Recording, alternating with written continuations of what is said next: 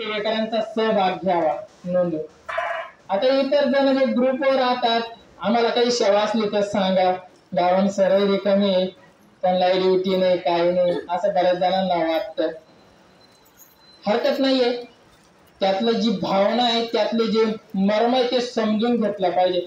आठवड्यातून परमपूज्य गुरु माऊली म्हणतात प्रत्येक सेवा केंद्रावर कमीत कमी 20 ते 25 मिनिट आपण आठवड्यातून मार्गदर्शन करावं.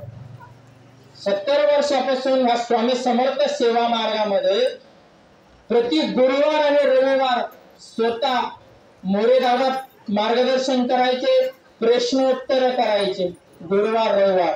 आणि आज सागे 2024 सालापर्यंत ही परंपरा अखंड तेवत ठेवलेली या स्वामी समर्थ सेवा मार्ग. ज्या ज्या सेवा केंद्रांमध्ये मार्गदर्शन प्रश्नोत्तर सेवा होती त्या त्या केंद्रांमध्ये खऱ्या अर्थानं स्वामी महाराज आपले सेवा रुजू करून सेवेकरांना अनुभूती देतात. नवे नवे स्वतः स्वामी महाराजच काम करून घेतात. ज्या ज्या केंद्रांमध्ये चाललेली सेवा दैनंदिन व्यवस्थित चालू आहे आणि आपल्याला मार्गदर्शनाशिवाय स्वतः भगवान श्रीकृष्ण एक उदाहरण देतो म्हणजे आपल्याला पुढे जाता येईल.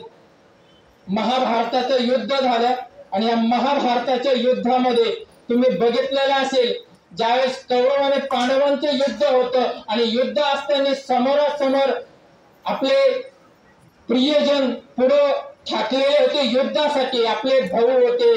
म्हणजे अर्जुनाच्या समोर जर बघितलं पहिल्यांदा फेरफटका मारण्यासाठी भगवान श्रीकृष्णांनी रथ मध्ये नेला युद्धाच्या मैदानावर, त्यावेळेस आपले भाऊ दिसले, बंधू दिसले, गुरु दिसले, मामा दिसले, आजोबा दिसले, पितामह भीष्मांसारखे आजोबा.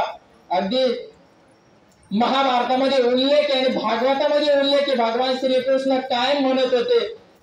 या युद्ध प्रसंगाला थांबवणारे फक्त दोघच जण या पृथ्वी तलावर, एक म्हणजे गंगापुत्र ते म्हणजे पितामह भीष्म आणि दुसरं यदुकुळाचा यदुवंशाचा वंश म्हणजे मी स्वतः श्रीकृष्ण असे म्हणायचे.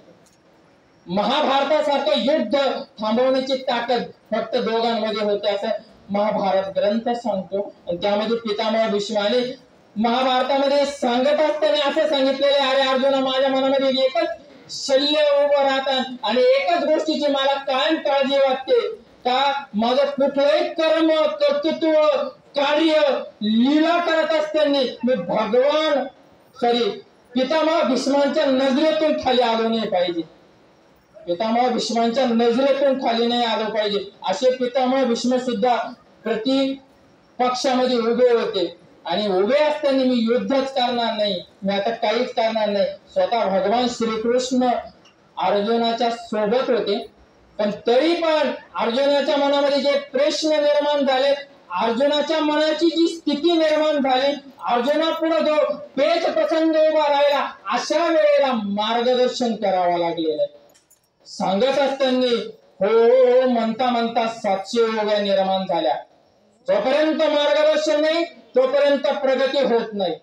जोपर्यंत आमच्या समोर एक दृष्टी ठेवली जात नाही ना, मार्गदर्शनाच्या माध्यमातून काय करतो आपण सामुदायिक सेवा साधना तर करतो पण साधना योग्य दिशेला जाण्यासाठी मार्गदर्शन लागतंय, ज्ञान लागतंय. ज्ञानाशिवाय मोक्ष नाही.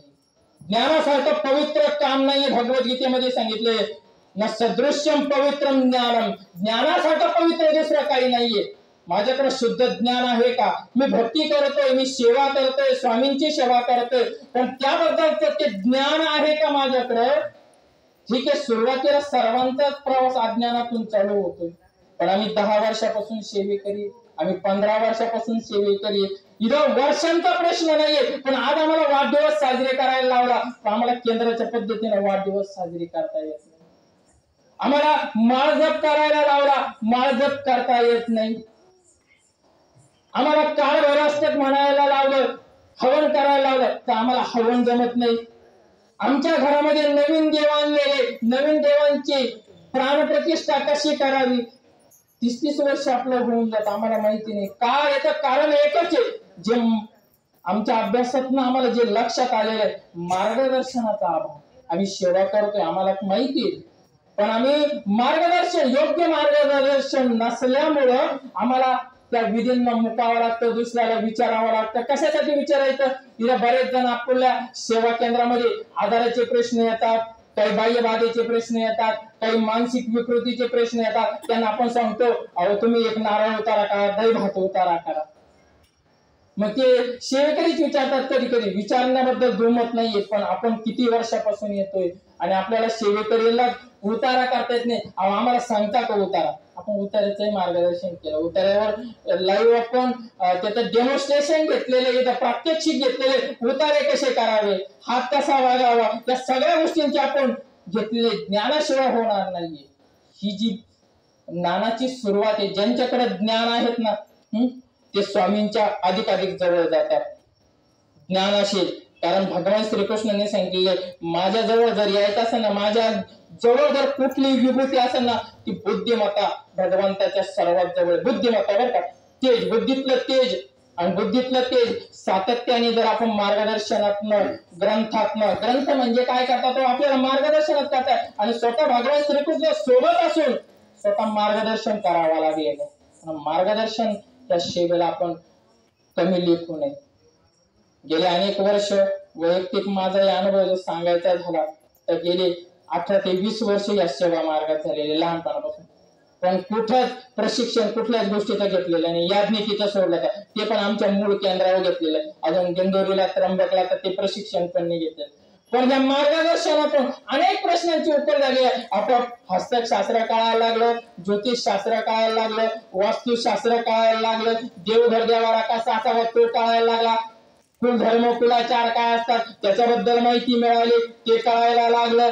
प्रत्येक ग्रंथाचं महत्व काय, कोणता ग्रंथ कुणी लिहिला, आणि हळूहळू जिज्ञासा वाढत गेली आणि हळूहळू मग प्रत्येक ग्रंथाचं अध्ययन सुरू झालं, प्रत्येक ग्रंथांवर मनन सुरू झालं. आणि अनुभवी मार्गदर्शकांचे मार्गदर्शन ऐकले आणि लक्षात आलं, बाबा रे ही कृती अशी करायची असते, या प्रश्नाचं उत्तर असं आहे, या सेवेमध्ये असा बदल करून घेतला पाहिजे, या सेवेचा असा अनुभव येतो.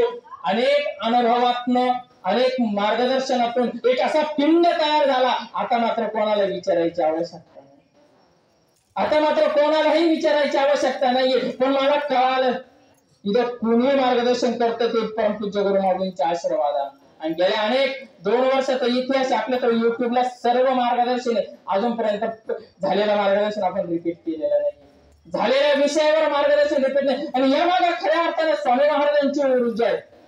आपल्याला समजून घ्यावं लागणार आहे, तोपर्यंत कळणार नाही, तोपर्यंत सेवेकरी पक्का होत नाही. म्हणून प्रति गुरुवारी कमीत कमी एक 15-20 मिनिटं आपले या मार्गदर्शन सेवेसाठी, श्रवण भक्तीसाठी आपण काढले पाहिजे. हळूहळू आपल्या अंतःकरणामध्ये ते ज्ञान विकसित होत जातं. अंतःकरणामध्ये ज्ञान विकसित होत गेलं त्या भक्ती मार्गावर आपल्याला चालण्यासाठी एक बळ प्राप्त होत असतं, तेज प्राप्त होत असतं. म्हणून सांगण्याचं तात्पर्य असं भाविकांनो, येणारा जो उत्सव आहे, आता इथून पुढे आपण थोडासा या सेवा कार्यामध्ये थोडा बदल करतोय.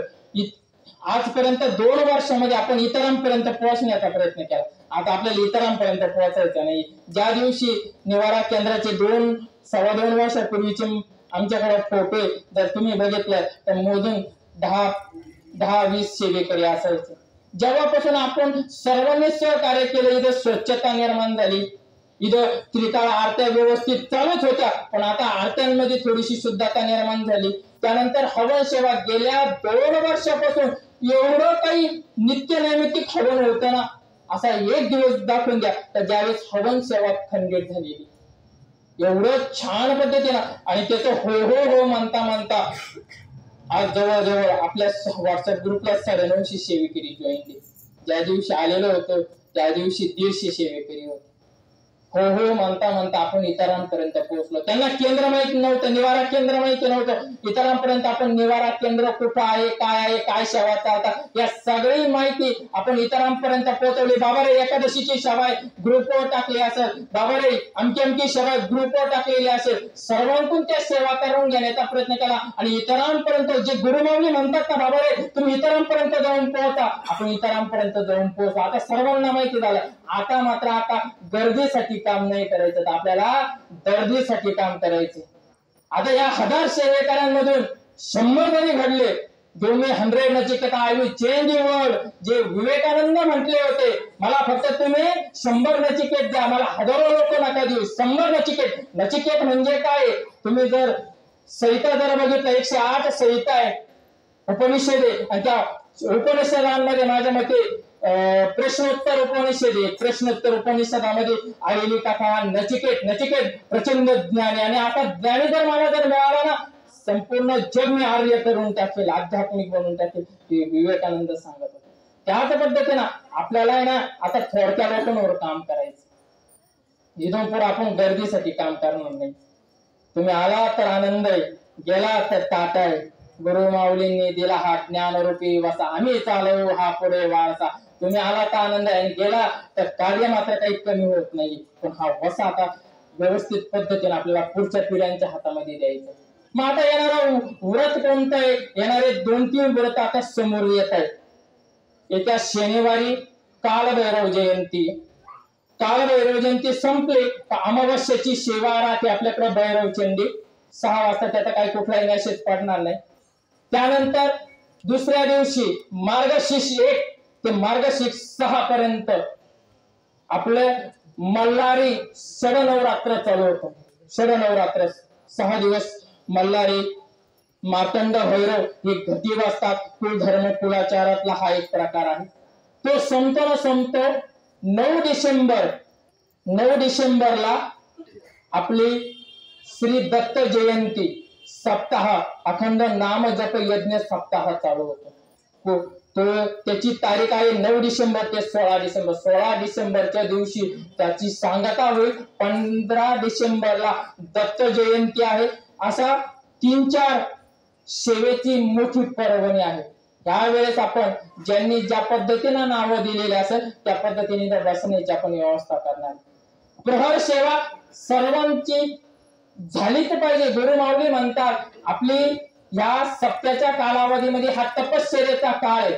आपण वर्षभर शरीराला जसं मन सांगताना तसं आपण जगतो. बरं, वर्षभर आपण कसं जगतो, जसं तुमचं मन सांगताना तसं जगतो.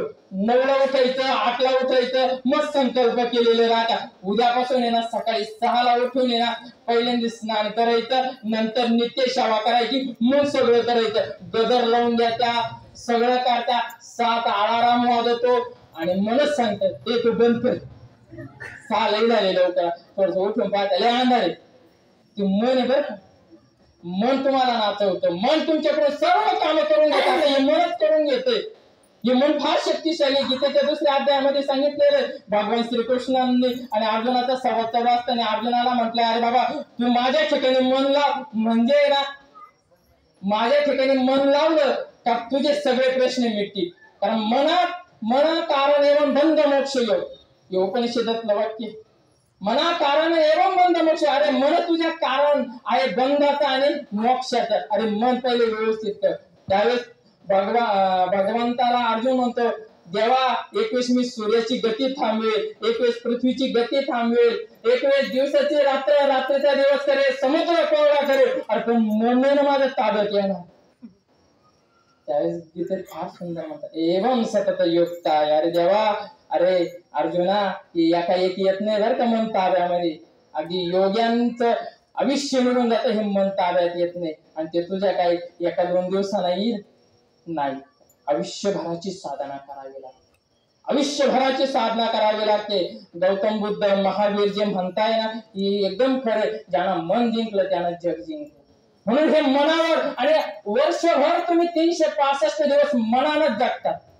मनानच जगता. किती संकल्प, किती विकल्प, असं करू, तसं करू, तसं करू, असं करू, मनात किती विचार येतात. मनाला संकल्पाचं बळ मिळतं का हो? बुद्धीचं बळ मिळतं का हो? बुद्धीला मस्त वाटतं हे चांगलं आहे, वाईट आहे. किती जणांना माहिती आहे व्यसन करू नये, तरी मन त्याला घेऊनच जातं. किती जणांना माहितीये मोबाईल, व्हॉट्सअप, टीव्ही याच्यामध्ये आपला वेळ वाया जातो. पण नाही ना, मन ऐकत नाही ना, विषण्ण करतं मन आणि परत त्याला तिकडे घेऊन जातं. विड्रॉन सिम्पटम्स इंग्लिश मधला शब्द आहे विड्रॉन सिम्पटम. त्याच्या शरीरामध्ये एक वेगळ्या प्रकारचा रसायन निर्माण होतं, झटके वाजतात आणि त्याला मन त्या गोष्टीकडे घेऊन जातात. गुरु माऊली सांगतात त्या मनाच्या मागे धावण्यापेक्षा गुरूंचा जो आदेश आहे बुद्धीच्या माध्यमातून आपण सेवा रुजू करावी, संस्कारयुक्त सेवा रुजू करावी. म्हणून आता मनाला सांगा, बाबा रे आता सप्ताह येतोय, ही माझी तपश्चर्या आहे, तू तसाही माझ्या वर्षभर माझ्या ताब्यात येत नाही, पण तुला 8 दिवस माझ्या ताब्यात आणते. सकाळी लवकर उठायचं. तुम्हाला इच्छा असू नसू, मनाला आवडू ना आवडू, पटू ना पटू, करू ना करू, पण बुद्धीला माहिती हे सारे हेच श्रेयस आहे माझ्या जीवनासाठी. आणि हे मनाला बुद्धी कायम सांगत असते, बुद्धी परमेश्वराच्या जवळ. इंद्रिय आणि पराव इंद्रियपणा मना परा बुद्धी करत असतो सहा. बुद्धीच्या पलीकडे तो बुद्धी परमेश्वराच्या जवळ मानलेली. त्या बुद्धीचा वापर करून आपण मनाला आता हाताळायचंय. आणि 15 दिवस हे तपश्चर्याचे दिवस बरं का, पुन्हा सांगतो. तपश्चर्या तुमचं शारीरिक मानसिक प्रचंड मोठं एक सात्विकता तुमच्यामध्ये निर्माण झालेली असते. या 7 दिवसाच्या कालावधीमध्ये शरीरावर मनावर निर्माण होणारे जे काही पदार्थ आहेत ते आपण आहारामध्ये घेत नाही. आता विज्ञानाने सिद्ध केलेलं, कांदा असेल, लसूण असेल, यांचा शरीरावर मनावर परिणाम होतो आणि मन चंचल होऊ नये म्हणून ह्या गोष्टींचा आहारामध्ये आपण समावेश करत नाही. मग आहारामध्ये आपण कोणत्या गोष्टी घ्याव्या, जसं आपण एखादा तप करतो ना देवांनो, तसेच हे तपचा एक भाग आहे. तुम्ही सकाळी लवकर ब्रह्म मुहूर्तामध्ये उठतात, इथं पारायण वाचन करतात, सात्विक आहार घेतात. सात्विक आहारामध्ये भाजीपाला, दुग्ध पदार्थ यांना सात्विक आहार म्हणलेला आहे. आणि मनामध्ये एक जबरदस्त एक पवित्रता निर्माण होते. मग 10:30चा महानैवेद्य आरती झाली का याग असतो. सायंकाळी औदुंब प्रदक्षिणा झाल्या तर त्यानंतर आपले आरती मार्गदर्शन, संध्याकाळी विष्णू सहस्त्रनाम, एवढा भरगच्च आपली जबाबदारी सांभाळून कुठल्याही तीर्थक्षेत्रावर न जाता आपलं तप चालू राहतं मनाच्या विरुद्ध. आणि ज्याला मनाच्या विरुद्ध जाता आला ना तो भगवंतापर्यंत जाऊन पोहोचतो. पण आजच संकल्प करायचा आहे, लग्न असेल, कार्य असेल, मला पारायणाला बसायचे, मी तर बसणारच आहे. त्या पारायणाचं काय महत्व सांगा, अनन्य साधारण असं महत्व त्या ग्रंथाचं आहे. गंगाधर सरस्वतींनी लिहिलेला जो ग्रंथ आहे तो म्हणजे श्री गुरुचरित्र. त्या ग्रंथाचं वाचन करू शकता, नाही तर श्रीमद भागवत शुकमुनींनी सांगितलेले नैमिषारण्यामध्ये शुकांचा जो संवाद झालेला आहे परीक्षित आणि शुकांचा, ते भागवत तुम्ही या सप्ताहाच्या कालावधी वाचू शकता. माळू धुंडू कवी यांनी लिहिलेला श्री नवनाथ प्रासादिक 40 अध्यायाचा ग्रंथ त्याचं पारायण करू शकतात. नाही जमलं तर तुम्ही श्रीपाद श्री वल्लभ चरित्र याचं वाचन करू शकतात. अनेक ग्रंथ आपल्या ह्या सेवा मार्गामध्ये आपण त्याचं वाचन, मनन, चिंतन, सेवा करू शकतो. आणि ही ग्रंथ ही मंत्रयुक्त ग्रंथ, काही ज्ञानयुक्त ग्रंथ असतात, तसा हा ज्ञानयुक्त आणि मंत्रयुक्त हा ग्रंथ आहे. गुरुचरित्राचे पारायण जर केले, अनेक पापांपासून आपले मुक्तता होते, अनेक प्रश्नांची उत्तर होते. आणि संकटमुक्त होण्यासाठी गुरुचरित्र पारायण सप्ताह आपल्याला परिपूर्ण ऊर्जा देत असतो संकटमुक्तीसाठी. म्हणून आपल्याला ह्या वेळेस सर्वांनी एक निश्चय करायचा आहे, मला स्वतःला पारायणाला बसायचंय. पारायणाची नावं नोंदून द्या. जसं तुम्हाला नाव दिलेलं असेल, आज नाही पण उद्यापासून, नाही तर आज जमलं तरी चालेल, नाव नोंदून द्या. आणि जो नंबर दिलेला आहे त्या नंबरनुसार आपण बसण्याची व्यवस्था करणार आहे. तिथे कुठल्याही प्रकारची सूचना टाकणार नाही, नंबरनुसार. तर असं या पद्धतीने आपली पारायणाची सेवा रुजू करणार आहोत. त्याच्यावर अजून मार्गदर्शन होईल. त्यानंतर त्याच्या अगोदर येणारा मल्हारी, मातंड, शरनवरात्र या दिवशी खंडोबा महाराजांना आपण घटी बसवत असतो. इतर कुठल्याही देवतेला घटी बसवायचं नसतं. ज्याला चंपा षष्ठी म्हणतो, चंपा षष्ठीच्या दिवशी आपला कुलधर्म कुलाचार करायचा असतो. कुलधर्म कुलाचार करत असताना आपल्याला अगोदर खंडेराव महाराजांना घटी बसवायचे. खंडेराव महाराजांना घटी कसं बसवायचं, एखादा चौरंग घ्यावा देवापाशी, तो चौरंग स्वच्छ पुसून व्यवस्थित घ्यावा. त्यावर एखादा वस्त्र टाकावं, ब्लॅक सोडून, काळा वस्त्र सोडून कुठल्याही प्रकारचं वस्त्र टाकावं. लाल असेल, भगवा असेल, पांढरा असेल अतिउत्तम, नाही तर दुसरंही टाकलं तरी चालू शकतं, किंवा पिवळं असेल अतिउत्तम मानलेलं. ते वस्त्र टाकावं, त्यावर वंजूवर गहू टाकावे, त्यावर पाण्याचा गडवा ठेवावा. त्या गडव्यामध्ये 1 नाणं, सुपारी, दुर्वा अशा पद्धतीने हा कलश स्थापनेचा विधी. जर कलश स्थापनेमध्ये यज्ञ विधीमध्ये जर पाहिलं तर हे सगळे विधी करावे लागतात, पण आपल्याला तेवढे मंत्र म्हणता येत नाहीये. आणि त्याच्या कलशाच्या भोवती सुता दोरा त्याचं वेष्टन करावं, 3 पदरी वेष्टन करावं सुता दोऱ्याच्या गाळ्याला. आणि त्यावर पूर्ण पात्र भरलेलं अक्षर असेल, तांदूळ असेल पूर्ण पात्र भरलेलं एखाद्या प्लेट मध्ये ठेवावे त्यावर, आणि ठेवल्यानंतर एक जोडपान, विड्याचं जोडपान, आणि त्या विड्याच्या जोडपानावर आपल्या घरातला असलेला खंडोबांचा जो टाक आहे, खंडेराव महाराजांचा जो टाक आहे, आता 90% लोकांचं जे कुलदैवत आहेत ना हे खंडोबाच आहे, खंडोबाच आहे. आता खंडोबाचं मेन स्थान हे जेजुरी, खंडोबाचं मेन स्थान हे जेजुरी. बऱ्याच वेळेस आपण ह्या दिवसामध्ये जेजुरीला जातो. गुरु माऊली सांगतात नवरात्रात देवीला जाऊ नये, आणि दुसरी गोष्ट चंपा षष्टीच्या शरनवरात्रामध्ये खंडोबाला जाऊ नये, कारण ह्या कालावधीमध्ये तो भगवंत, ती आपल्या कुळाची आई असेल, वडील असेल, ते आपल्या घरी विश्रांतीसाठी आलेले असतात, म्हणून त्यांना विश्रांती द्यावं आणि त्यांची सेवा रुजू करावी. बऱ्याच जणांच्या घरामध्ये मग जागरण गोंधळ करण्याचा एक प्रकार आहे. आता जागरण गोंधळ करावा का नाही करावं हे पुढच्या आरतीला आपण बोलू, पण आपल्याकडे वेळ नाही, आपल्याला काळभैरव जयंतीबद्दल बोलायचं. पण एक मात्र लक्षात ठेवा, 7 दिवसाच्या कालावधीमध्ये आपल्याला तो टाक त्यावर झोपलेल्या अवस्थेमध्ये ठेवायचा आहे. टाक ठेवल्यानंतर परत त्याला हात लावायचा नाही. फार तर फार माता वगैरे असेल, आमचे पुरुष वर्ग असेल, लांबून टाकाला स्पर्श न करता लांबून भंडारा वाहू शकतात. हा भंडारा वाहिलेला आपण जपून ठेवावा, आणि ह्या भंडाऱ्याला जर तुम्हाला काही तळी भरायची असेल, कोणाला जखम झालेली असेल तर अशा वेळी त्याचा आपण वापर करू शकतात. काही आपल्याला कुलधर्म कुलाचार करायचा असेल अशा वेळी त्या भंडाऱ्याचा आपण वापर करू शकतात. म्हणजे शुद्ध हळद आपण त्यांना अर्पण करत असतो. आणि तो टाक ठेवण्यापूर्वी आपल्या घरातच त्यांना गुरुजी पुरोहित बोलावण्याची आवश्यकता नाहीये. खंडेराव महाराज आहेत, त्यांच्या टाकावर कोणता अभिषेक घ्यायचा? शिवमहिम स्तोत्र, मराठीतलं शिवमहिम स्तोत्र आहे. एक तर त्याचा अभिषेक घ्या पाण्याने, शुद्ध पाण्याचा अभिषेक घ्या. नाही जमलं तर रुद्र घ्या. दोघांपैकी कुठलंही सुक्त घेतलं तरी चालेल. आणि इथे एक मंत्र दिलेला अत्यंत प्रभावी असा खंडेराव महाराजांचा मंत्र, दररोज कमी इथे दिलेला या बॅनरवर आहे खंडेराव महाराजांचा मंत्र.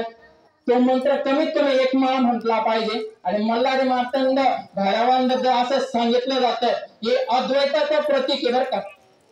मल्हारी मार्तंड हे अद्वैताचं प्रतीक मानलेलं आहे. कुटुंबामध्ये ज्यावेळेस वादविवाद जाळतात ना, तर आपले सेवेकरी वर्ग प्रश्न उत्तराच्या माध्यमातून सांगतात तुमच्या घरामध्ये कुलदेवी कुलदैवतेचा कोप झालेला आहे. कोप ह्या शब्दाचा अर्थ असा होतो, बऱ्याच कालावधीपासून आपल्याकडून त्यांची शास्त्राला संमत असलेली सेवा झालेली नाही, याला म्हणतात कोप. कोप याचा दुसरा अर्थ नाहीये. कंसामध्ये ज्यावेळेस आपण कोप म्हणतो, आपले बऱ्याच कालावधीपासून त्यांची सेवा नाही. मग प्रसंग काय निर्माण होतात? मुलामुलींचे विवाह, मुलामुलांचे नोकरीचे प्रश्न, शिक्षणाचे प्रश्न, आणि सगळ्यात महत्वाचं घरामध्ये वादविवाद, बाप बेट्यांचं न जमणं, हे खंडोबाचा कोप मानलेला आहे. खंडोबाचा कोप म्हटलेला आहे, बाप बेट्यांचं न जमणं. मग अशा वेळेस काय करावं? तुम्हाला माहिती मल्हारी मार्तंडाचं जीवन कसं आहे, चरित्र कसं आहे माहितीये? 2 पत्नी होत्या, 2 पत्नी, एक म्हाळसा माता आणि दुसरी बानू माता, आणि खंडेराव महाराज. आता आपल्याकडे मराठीत म्हणे 2 बायकां फजिती आहे का?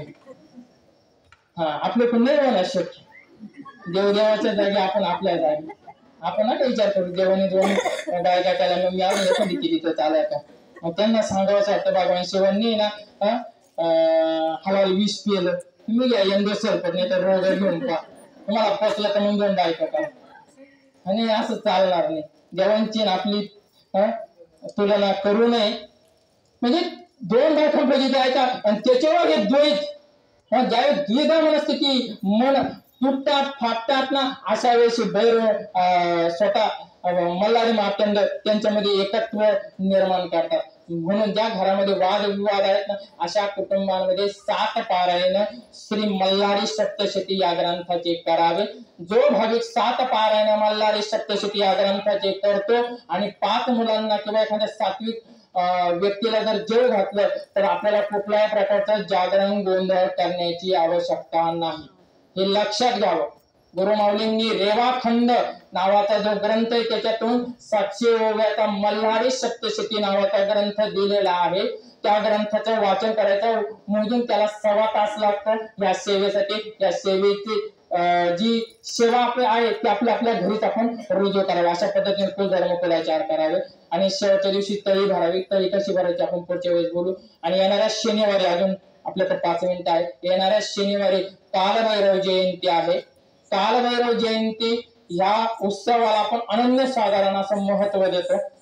कारण भारतामध्ये आद्य शंकराचार्य जर सोडले आणि शंकराचार्यांचे जर मठ सोडले तर बाकीच्या कुठल्याही व्यक्तींना कालभैरव जयंती, कालभैरवनाथांविषयी माहिती नव्हती बघा. फक्त काशी जे क्षेत्र आहे तिथल्याच लोकांना कालभैरवाची महती माहिती आहे. बाकीची भारतभर कालभैरवाची महती माहिती नव्हती. ज्यावेळेस 70 वर्षापूर्वी हा स्वामी समर्थ सेवा मार्ग आला त्यावेळेस कालभैरवनाथाची महती पहिल्यांदी ब्रह्मीभूत सद्गुरु परमपूज्य पिठले महाराजांनी सांगितले. नंतर मोरे दादांनी त्या सेवेमध्ये भर घातली आणि आता गुरुमाऊलीने हजारो पारायण त्या कालभैरवाष्टकाचे, नंतर आपल्या हजारो पठण त्या कालभैरवाष्टकाचे करून घेतले, भैरव चंडी करून घेतले. भैरवनाथाचे तसे अनेक प्रकार आहे. भैरवनाथ ही संरक्षण देवता आहे. आपल्या केंद्रामध्ये आपण बघतोय अनेक प्रश्न ज्यावेळेस निर्माण होतात ना, मानसिक विकृतीचे, भांडणाचे किंवा करणी भानामतीचे, बाह्य बाधेचे किंवा आजारपणाचे, अकाली आजारपण, ऍक्सिडेंट, अशा ज्या घटना घडतात आपण त्यांना कालभैरव महाराजांची सेवा देतो. एखादीची वस्तू चोरीला गेलेली, एखाद्याचा घरातून एखादा व्यक्ती परागंद झालेला आहे, एखाद्या घरामध्ये कुटुंबामध्ये शेजारचे त्रास देत आहे, भावबंदकीचा त्रास होतोय, अशा सर्व प्रश्नांना हितशत्रू किंवा दिसणारे शत्रू, न दिसणारे शत्रू, अशा सर्वांना चाप देणारे हे भैरवनाथ आहे.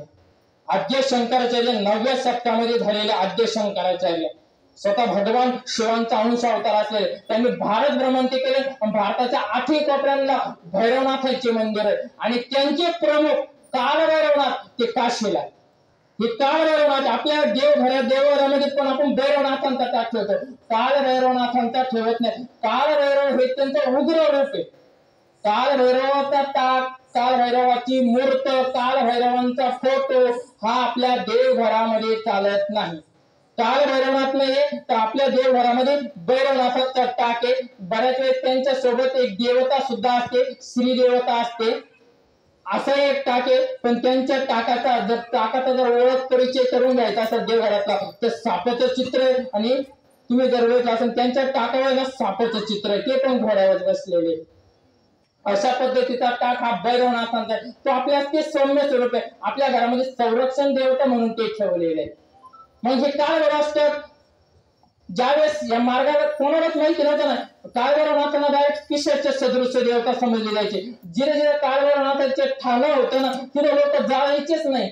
आता तुम्हाला जर बघितलं तर नाशिक पासून तर तुम्ही तिथपर्यंत जर गेले धोत्रेबोधारापर्यंत तर तुमच्या लक्षात येईल सगळे जे कालभैरवनाथ आहेत ना ते ह्या आपल्या भागामध्ये थोड्या किलोमीटर बघायला मिळतात. नाशिक मध्ये कालभैरवनाथ आहे, पंचवटीमध्ये, तिथून पुढे आला तर मध्ये कालभैरवनाथांचे फार स्थान लागत नाही. डायरेक्ट सिन्नर मध्ये कालभैरवनाथांचं मंदिर, तिथून पुढे आलं तर वाघेमध्ये कालभैरवनाथांचं मंदिर आहे. नंतर शहाच्या पुढे आलं सरळ त्या रोडना, हवे रोडना, त्या मग इथं चांदेका सर तिथं भैरवनाथांचं मंदिर आहे. तिथून निघालं तर कोपर गावामध्ये दत्तपाड आहे, त्याच्या अलीकडे कालभैरवनाथांचं मंदिर, आणि त्याच्यानंतर धोत्रेबोधारा तिकडे काहीतरी एक मंदिर आहे.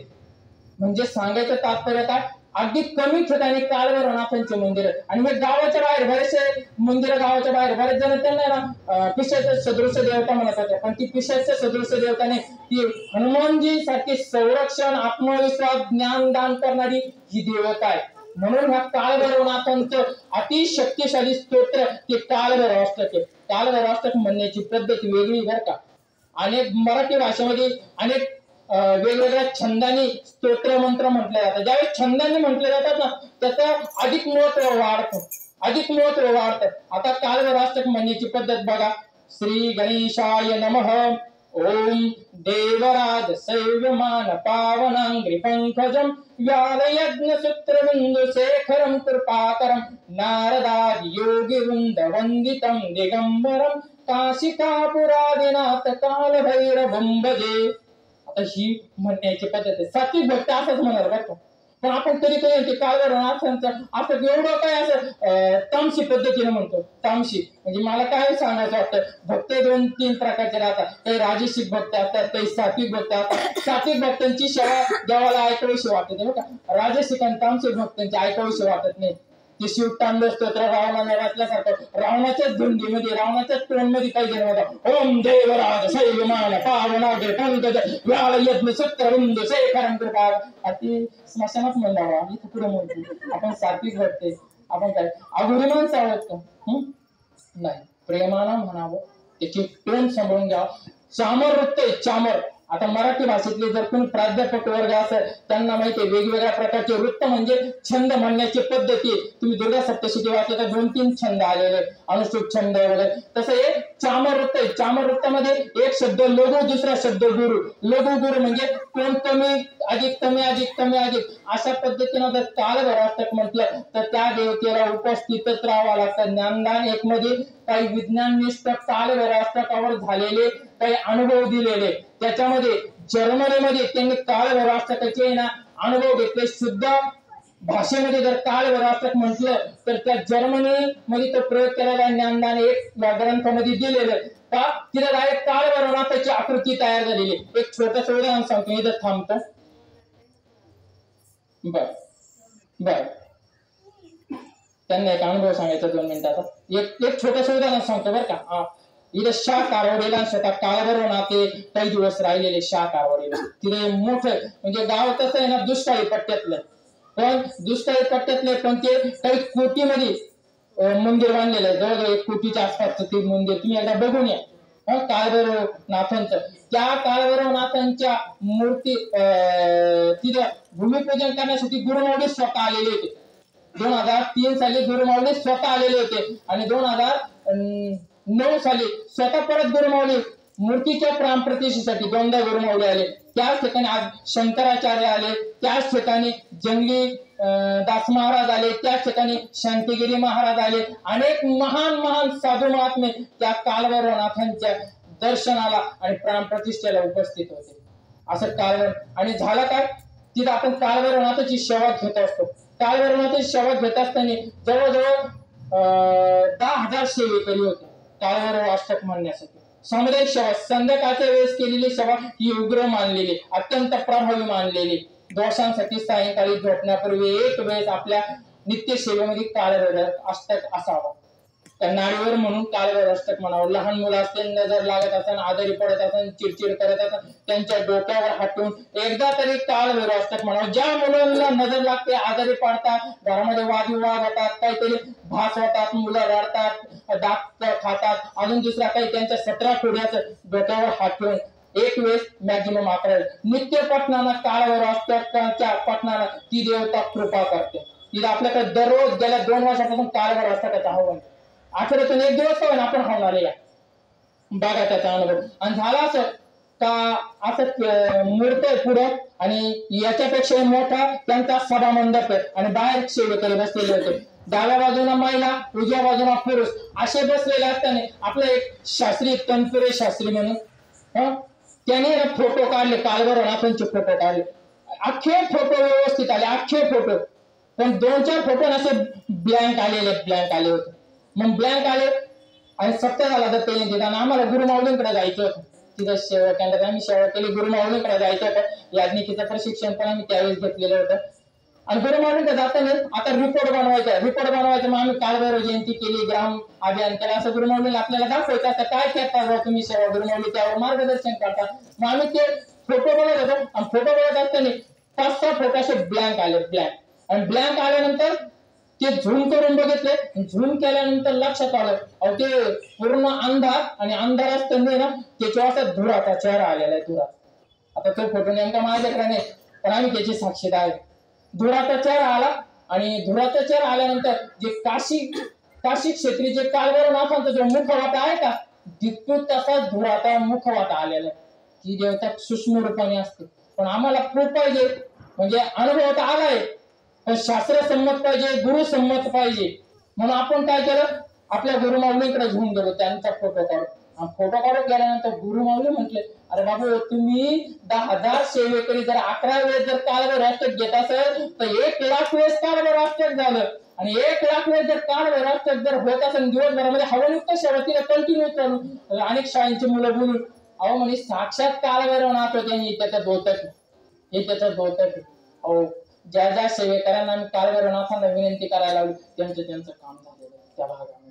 अशी ही कालभैरव ही या मार्गाचे सचिव, त्या मार्गाने त्यांना पहिल्यांदा प्रकाशामध्ये प्रकाश झोतामध्ये आणलं. म्हणून आपल्याला त्या दिवशी हवन सेवा असेल, आपली आरती संपली तर आपल्याला 11 वेळेस कालभैरव असतात आणि एक महामृत्युंजय मोजून अर्ध्या ते पाऊण तासाची सेवा असेल. या सेवेमध्ये आपल्याला सहभागी व्हायचे हवनयुक्त. त्याचा काय फारसा कुठे मेसेज टाकला जाणार नाही. आपल्याला माहिती आहे इतरांना सांगावं. हवन करत असताना तिथं कुठलाही वाटायसाठी आता मुलं नाही, आपल्याला आता स्वयं प्रेरणेने आपल्याला आपलं काम करायचं. जे मुलं आहेत ते आपल्या सेवेसाठी जिथे राबत आता यावेळेस ठरवलेलं जेवढे आमचे मुले आहेत कार्यरत सेवेकरी त्यांनी इथं यज्ञ मंडपामध्ये हवनाला जाऊन बसायचं. जो येईल तो हवन करेल, जो येईल तो.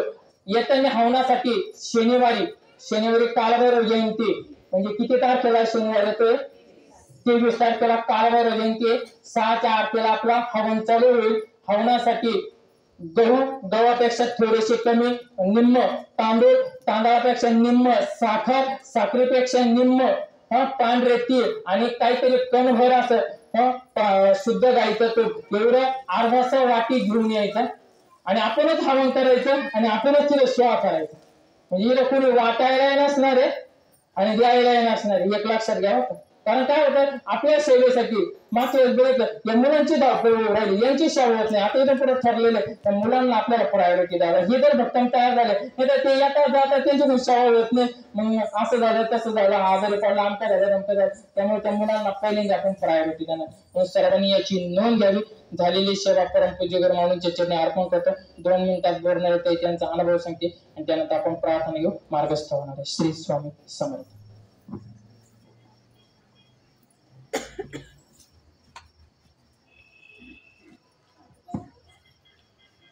श्री स्वामी समर्थ. 1-2 मिनिटाचा मी माझा अनुभव सांगते. बऱ्याच दिवसाचं सांगावं की नाही सांगावं थोडंसं चाललं होतं, पण महाराजांचा जो अनुभव आलाय तो बोलून दाखवणंच पाहिजे. कारण बऱ्याच जणांचे प्रॉब्लेम राहतात आणि एकाचा अनुभव आल्यावर ऐकल्यावर आपल्याला पण असं वाटतं आपण जो मार्गात चाललोय तो बरोबर आहे, आपल्यालाही आज ना उद्या मिळेल त्याचं फळ. माझ्या मुलांनी सिव्हिल घेतलं होतं बी. त्याच्यानंतर त्याला जॉब करायला साईटवर काही जॉबचं त्याचं मन लागेना आणि आमच्या सगळ्यांची इच्छा होती त्यांनी IT जॉब करावं. मग त्याच्यानंतर त्याला आम्ही सिड्या करायला सांगितलं. सिड्या केल्यानंतर सुद्धा त्याला जॉब काही मिळाला. मग कारवडीला गेलो, तिथं भाऊंकडून सेवा घेतली. सेवा घेतल्यानंतर पूर्ण सेवा केल्यावर त्याला आता चांगला जॉब पण लागला, लग्न झालं आणि एक सेवेकरी मुलगी सून म्हणून घरात पण आली. मला म्हणायचं एवढंच आहे, आपण जिथं म्हणजे ज्यांचे प्रॉब्लेम असेल तर आपण योग्य ठिकाणी आलेलो आहे. आपल्याला आज न उद्या 100% महाराजांचा अनुभव हा येणारच आहे. श्री स्वामी समर्थ. श्री स्वामी समर्थ. अगदी कमी शब्दामध्ये आपण फक्त सेवा मनोभाव का त्याची अनुभूती आपल्याला मिळणारच आहे. श्री स्वामी समर्थ. काय वेळ झालेला आहे कारण आपल्याला वेळेचं फार महत्व. जर तुम्ही थोडीशी पूर्वकल्पना जर दिली माईकवर, कारण काय होतं आपण इथं 200 जण बसले, 200 जणांचे 10 मिनिटं म्हणजे किती वेळ घेतो. ठीक आहे, पुढचं गुरुवर सांगा नरेंद्र भाऊ तुम्ही. गुरुर्ब्रह्मा गुरुर्विष्णू गुरुर्देवो महेश्वरः गुरुर् साक्षात् परब्रह्म तस्मै श्री गुरवे नमः. श्री स्वामी समर्थ महाराज की जय. श्री गुरुदेव दत्त. श्री त्र्यंबकेश्वर महाराज की जय. गंगा गोदावरी माता की जय. सद्गुरु परम पूज्य मोरे दादा की जय. श्री स्वामी समर्थ गुरु माऊली की जय. भारत माता की जय.